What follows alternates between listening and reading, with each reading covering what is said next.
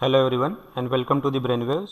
In the previous video we have discussed about the looping statements, and in that we have discussed about the what do you mean by loops and which are the different types of loops along with the while loop. We have also seen the program to find the factorial of a number using while loop.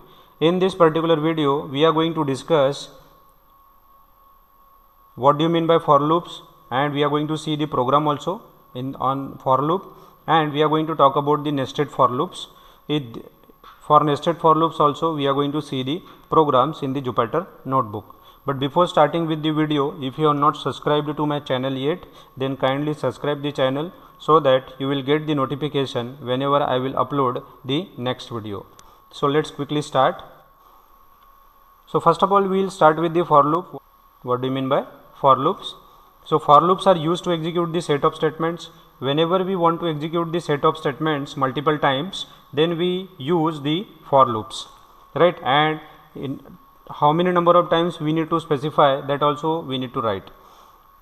And in for loop we need to provide the initial value of the counting variable in the loop itself, unlike our while loop, because while loop में कैसा होता है, while loop में हम लोगों को जो counting variable का वैल्यू है वो एक्सप्लिसिटली वाइल लूप के पहले देना पड़ता है. यहाँ पे फॉर लूप में हम लोगों को काउंटिंग वेरिएबल का value in the loop itself we need to give. Okay, now the for loop is used for iterating over the sequence like numbers, strings, list. So for this purpose we can use the for loops. So this is the syntax.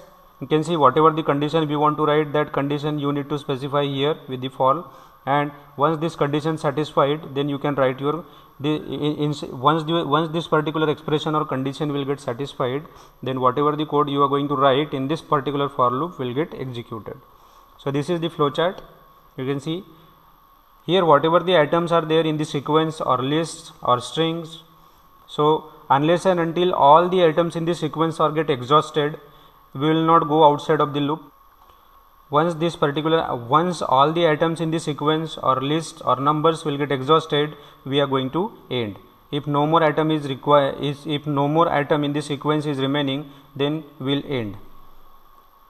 If suppose the item in the sequence is there, then we'll go to the next item, and that particular statements will get executed. Again I will go and again I will check the condition. If the condition is again true, if that item is there in the sequence, then again I will execute this, and I will go on roaming this. I will found here a loop, right? It will go on execute this. Once all the items will get exhausted, then I am going to end the loop. Then I will go, then the control will go outside of the loop. Okay, so here also we can use the break and continue statements. For example, here I have written my list at cherry, apple, 100, 200, and my list. Once this I is equals to apple, the whole what I can say for loop will get halt, or I can say stop. Here when we are continue, whenever I will get apple, right, this particular iteration will get skipped and all other items will get printed. So I can say cherry will get printed, 100 will get printed, 200 will get printed, but this particular iteration will not get printed. Why? Because here I am writing continue if I am getting this particular item in the sequence. So let me show you whatever we have discussed along with the example in the Jupyter notebook. So already I have opened the Jupyter notebook, and this is the same notebook which I have used in the earlier video. The same I am using. So here I am going to write for loops. Let me change it to markdown cell. So you can see for loops. Let me change it to heading.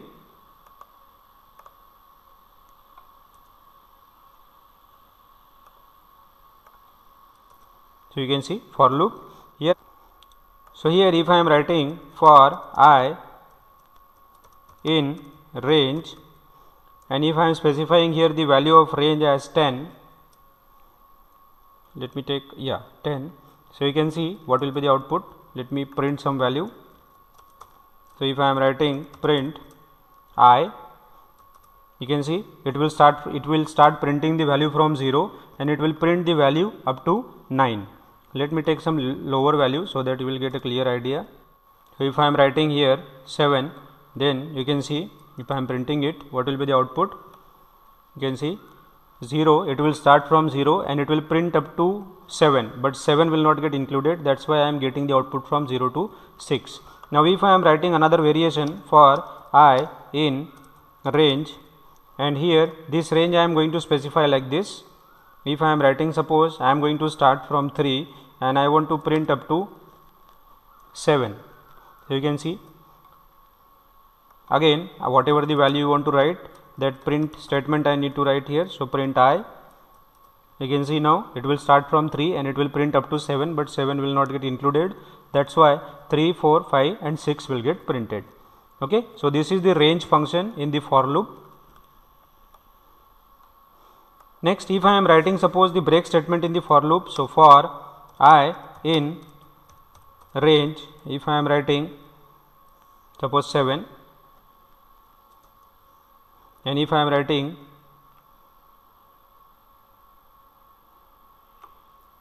or let me take the string for the example so that some variations will be there.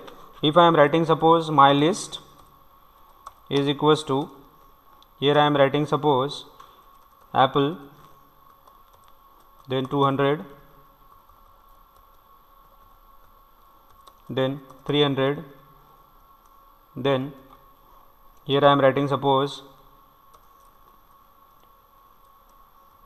cherry, and here I am writing suppose 500. Okay. Now here if I am taking for I in my list, for I in my list, if I am printing it, suppose print I, you can see what will be the output. Whatever the items are there like apple, 200, 300, cherry and 500 will get printed. Okay, but I don't want to print it. So for that purpose what I will do, if I am going to write here, if I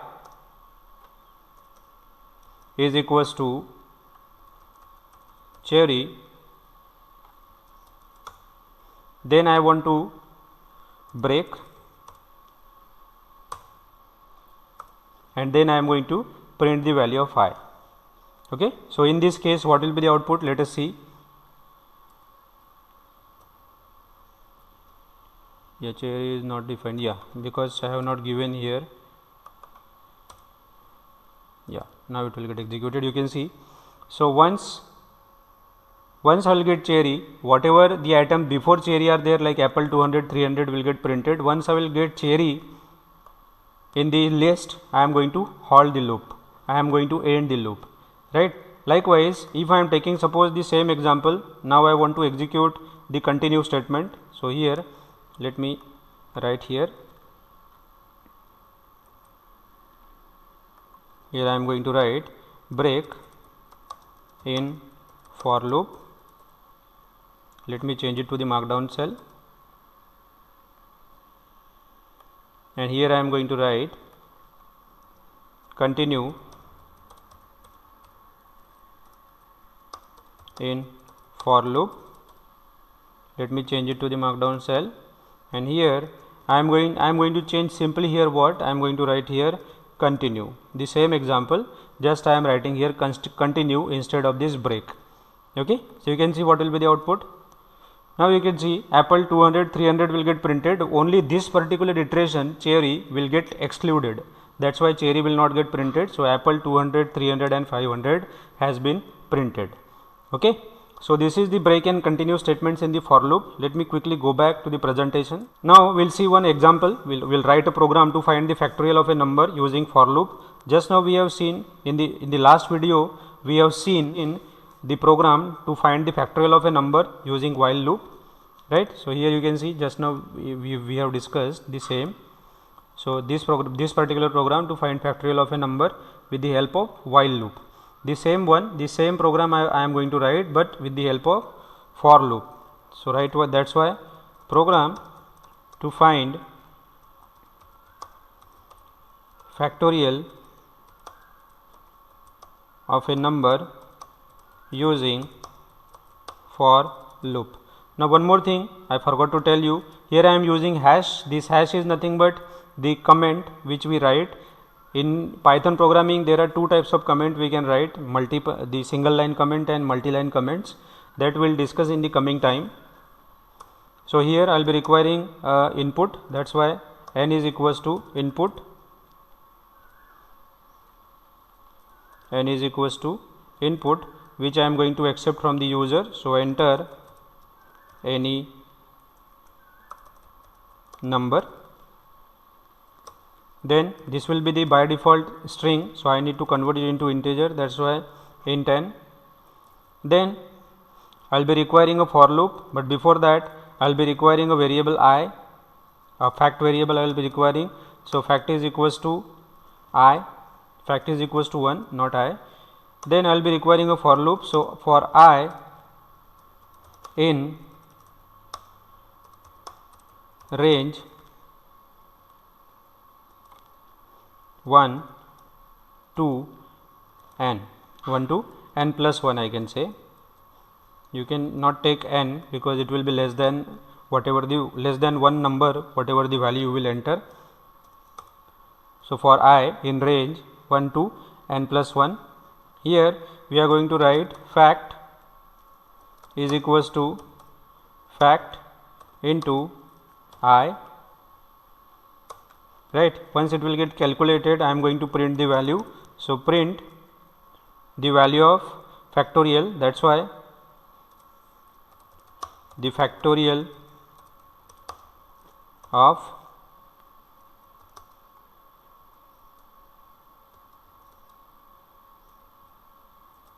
equals to, the answer is in fact, that's why fact. So you can see, enter the number. If I am writing 5, it should print 120. Yes, you can see the factorial of 5 is 120. Likewise, if I am writing suppose 4, the factorial of 4 is 24. Okay, so you can see there are different ways. The same program we have seen with the help of for loop and with the help of while loop in the last video. Let me quickly go back to the presentation. The last category of the loop is the nested loops. So you can see whenever we write the loop inside the loop, that is called as the nested loop, right. You can see the expression here. I have taken the for loop, the nested for loops. You can use the nested while loop also, but here I am using for loop. So in the expression, this is the expression or condition for the outer for loop. If this particular condition satisfied, then I will go inside the inner for loop and I will check this particular condition. If this particular condition also satisfied, then whatever the code we want to write, that code will get executed. That code will get executed. So let me show you with the help of the flowchart.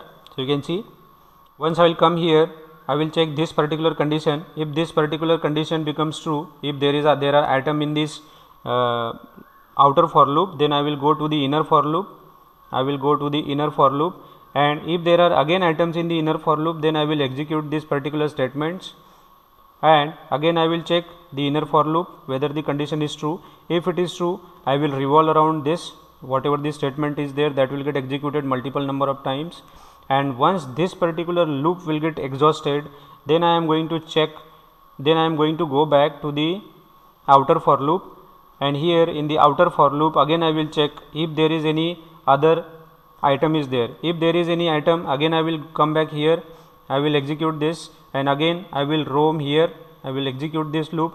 Again once these items are exhausted, I will go back and I will come here for the outer for loop, and once this outer for loop is exhausted, then I will go back and I will come outside of the loop. Okay, so let me show you this with the help of the example. For that purpose, write a program to print the following pattern. I want to print the pattern using nested for loop, and this is the pattern. You can see in the first row I want to print single star, in the second row I want to print 2 star, in the third I want to print 3 stars, and in the fourth I want to print 4th star. Likewise, if I am having the fifth one, then there should have 5 stars. Okay, so let us quickly jump to the Jupyter notebook.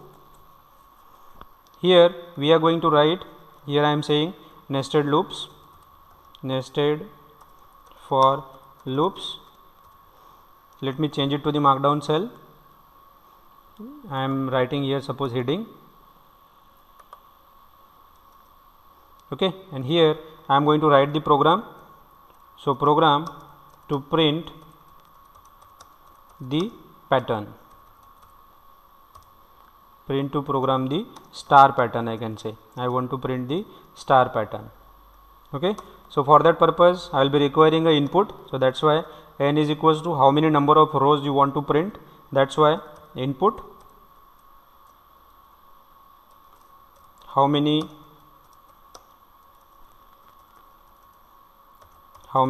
rows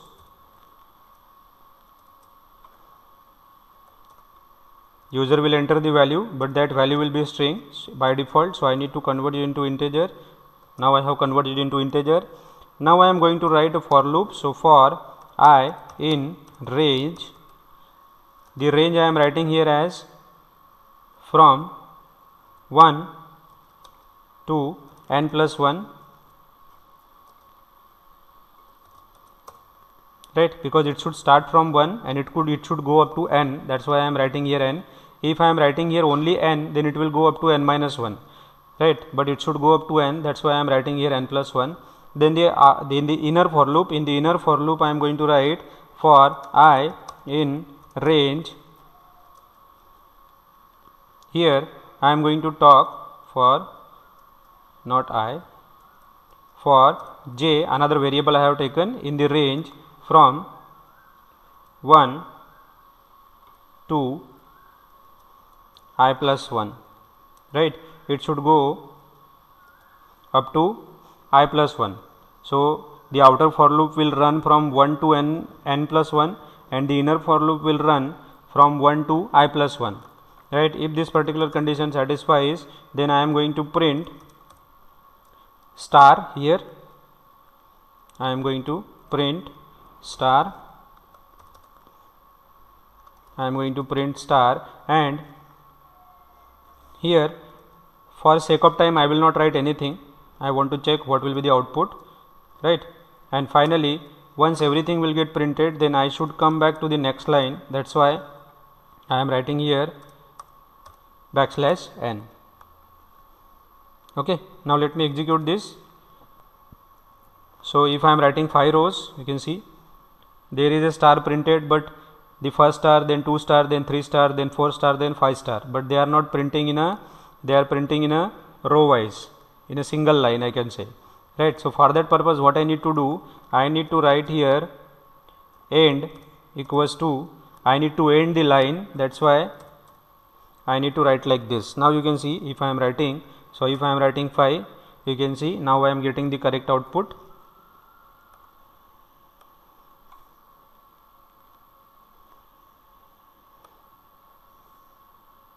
So you can see in first row I am having 1 star, second row 2 star, third row 3 star, fourth row 4 star, and fifth row 5 stars. Okay, so what is the logic which I have written here? You can see, first of all, whatever the number of rows are there are 5 rows, so it will go up to from first row up to the fifth row. So this outer for loop is for number of rows, and in J this inner for loop is for number of columns. So you can see the first, in the inner for loop I am printing, it will run from up to what, the value of I is 1, so it will, the value of j will go from 1 to 1, means what, only 1 star will get printed in the first row. In the second row the value of I will be 2, and the inner for loop will run from 1 to 2, that's why 2 star will get printed, and likewise it will go up to 5th star. Once the value of 5 once the value will become 6, then this particular outer for loop will get exhausted. Okay, so this is all from my side guys. आशा करता हूँ दोस्तों आपको ये video अच्छा लगा होगा, और अगर आपको ये वीडियो अच्छा लगा then kindly share, comment and like my video, and please subscribe to my channel so that you will get the notification whenever I will upload the next video. तो मिलते हैं दोस्तों अगले वीडियो में। अगले वीडियो में हम लोग बात करेंगे functions की, how to define the functions, how to define our own functions in Python. Till then, may God bless you. Bye.